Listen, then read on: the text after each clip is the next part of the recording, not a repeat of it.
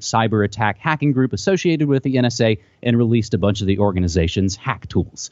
However, as the New York Times reported October 5th, an NSA contractor, Harold Thomas Martin III, age 51, from Glen Burnie, Maryland, was arrested back on August 29th, with the FBI investigating whether he is the party responsible for stealing and disclosing highly classified computer codes developed to hack into the networks of foreign governments. Again, right there, of course, noting we hack governments all around the world, we being the state of the West.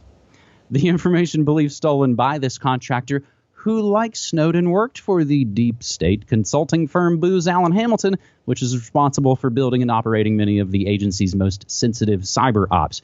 Predictably, Edward at Snowden chimed in with a tweet stating, "This is huge. Did the FBI secretly arrest the person behind the reports NSA sat on huge flaws in U.S. products?"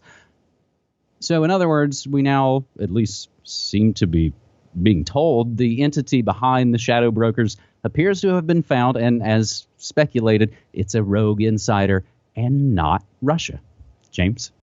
Now, for people who don't remember the Shadow Brokers story, we did cover it in our episode on Soros getting hacked, so we'll put that in the show notes in case you need a refresher on that. But I haven't seen a follow-up to that original Shadow Brokers story. I know they were asking for 1 million Bitcoin, and if they got it, they were going to release all of these tools. I'm pretty sure that didn't happen, but perhaps you can confirm that?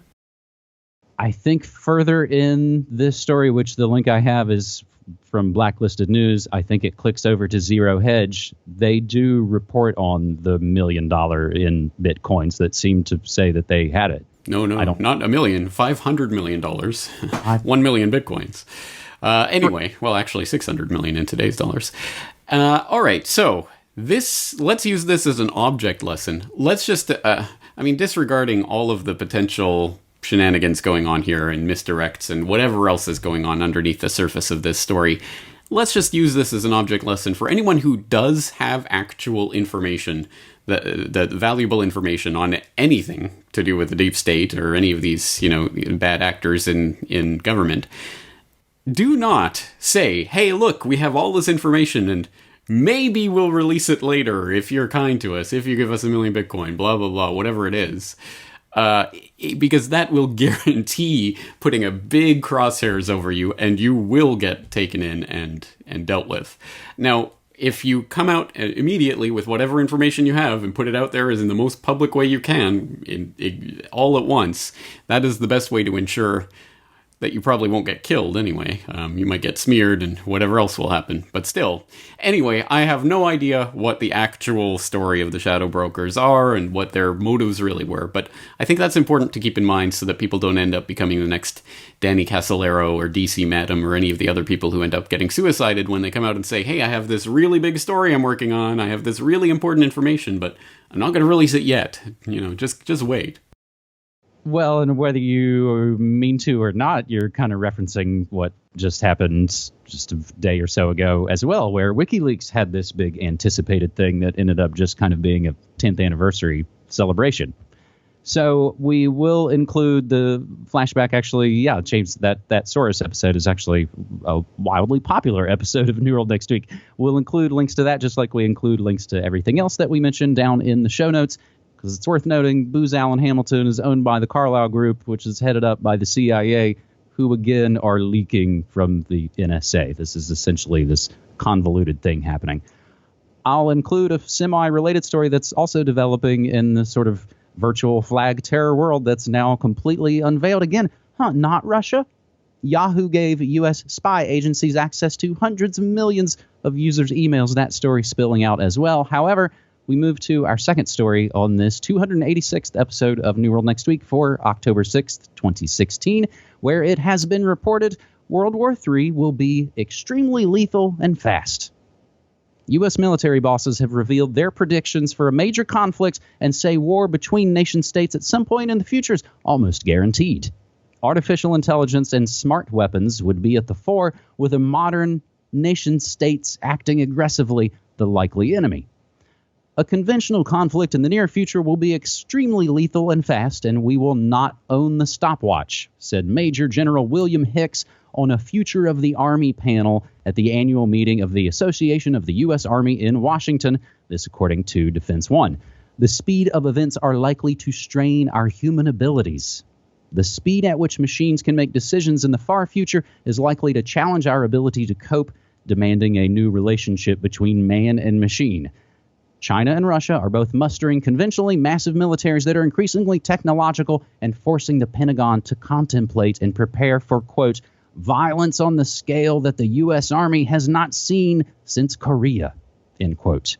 So we will include the link to that original Defense One report as well. So, James, on one level, it seems they're rattling the saber for World War III pretty quickly. And the situation in Syria, which we haven't actually discussed in any great detail in the last several weeks, of course, is still popping off severely. It certainly is, and obviously there's a lot of this chatter going around, not just here, but this story sounds like an advertisement for World War III in some sense, and I think it is, because if you look at the Association for the U.S. Army, it is an advocacy group for the U.S. Army, and one of their central missions is fostering public support of the Army's role in national security. So, yay, U.S. Army, protect us from this horrible, evil threat that's coming around the corner. We need World War III, and it'll be fast and lethal, and a lot of people are going to die, but hey, we'll be on top of the scrap heap when it's all over.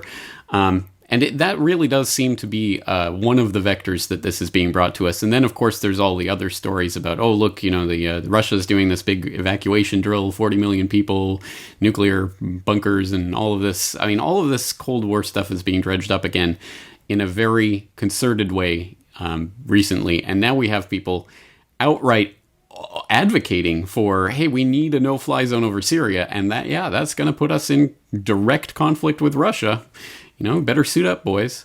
It's getting really, really crazy. And let's just hope that all this is scaremongering in order to drum up business for the military-industrial complex. That would be the best thing we could hope for in a situation like this, rather than the crazy psychopaths who really have desired World War III for a very long time actually bringing something like that about.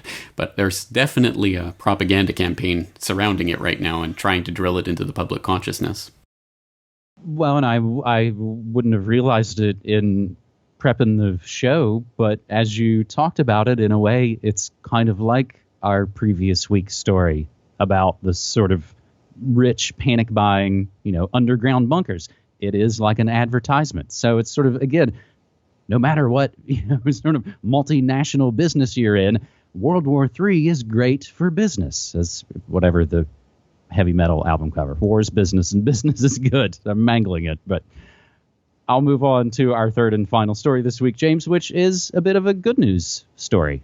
Since 2012, the message board PubPeer has served as a sort of 4chan for science, allowing anyone to post anonymous comments on scientific studies. Originally intended as a forum for the discussion of methods and results, PubPeer has perhaps become best known as a clearinghouse for accusations of scientific error, fraud, and misconduct, forcing journals to issue corrections and retractions, damaging careers, and eventually embroiling the site in a court case in which it's being advised by Edward Snowden's legal team at the American Civil Liberties Union. In the view of its critics, PubPeer enables an unchecked stream of accusations with no accountability. But to its supporters, PubPeer is maybe the only consistently effective way to expose fraud and error in the current scientific system. It exists at a time of quiet crisis for science and science journals, when the community is concerned about an inability to replicate past results, the so-called reproducibility crisis, and the number of papers retracted is on the rise. The traditional peer system review seems unable to address these problems. According to Retraction Watch, a blog that monitors scientific corrections, errors, and fraud, said at least 3 high-profile scientists in the past few months have had their studies retracted by journals after their data was questioned by anonymous commenters on PubPeer. So they can wag their fingers and shake their head as much as they want, but proof's in the pudding, so to speak. That's exactly the point of this story. The proof's in the pudding. I can't imagine how anyone in good faith can argue that this is somehow in and of itself a dangerous phenomenon that must be stopped. Oh, we must stop people from being able to comment on scientific journals without, going through the approved channels and putting their name to it so that they can get tarred and feathered. The point here is, yes, in any anonymous kind of platform like this, of course, there's going to be accusations and mudslinging and backstabbing and people with personal axes to grind.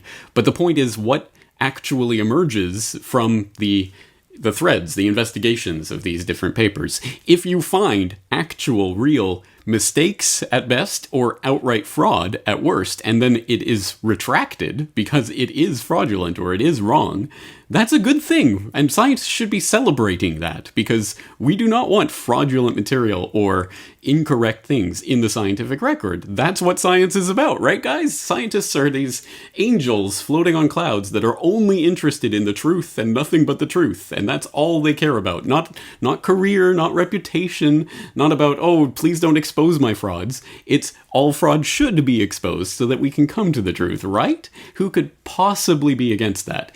People with careers and dollar signs in their eyes, of course, and people who are embarrassed about being exposed for committing fraud or being involved in faulty and shoddy research. So I suggest people look at that full Motherboard article, and it goes into a lot more detail about the whole phenomenon, including this Sarkar guy who's attempting to sue PubPeer right now. He also attempted to sue the university that retracted their job offer to him once his work got denigrated by the site. But they threw that out. You can't sue the university, but they're still going ahead with the lawsuit against the website. So because a website brings accusations that must have some substance to them, there must be something there, because obviously a lot of people are very concerned about it. But nope, he's still trying to sue them to try to get these people's information. It's ridiculous. And I think ultimately this is the kind of thing I don't think you can put the toothpaste back in the tube. This is the future of internet-based open source research and keeping an eye on the scientific community, which desperately needs an eye keeping on at the moment. And I'll throw in a link to a recent editorial I wrote about the crisis of science, precisely about the problems of how money comes in and skews research and priorities, and ends up with a lot of shoddy research being published. So this is a good thing overall. Well, and that gets to the heart of all of it. You're almost describing it as something that we used to call the Fourth Estate, or something that we used to call investigative journalism in that media. And again, those all things tie in. And I think we are winning in a lot of ways, that the tide has turned and you can't put the toothpaste back in the tube, because we are winning. Now, I have a We Are Winning focused show called Good News next week. And the latest episode gets into some more athletes exercising their anti-war views and refusing to hang out with the military. So we'll include links to that in the show notes as well. If you've got good news stories or New World Next Week stories, hit us up using hashtag New World Next Week on the tweets. And again, James, I appreciate it. I appreciate all the research you do. And again, I hope people will listen to Morning Monarchy to keep up with all the latest news as it's happening. Until next week, talk to you later. Thanks, man. Я же ведь вам сказал, что я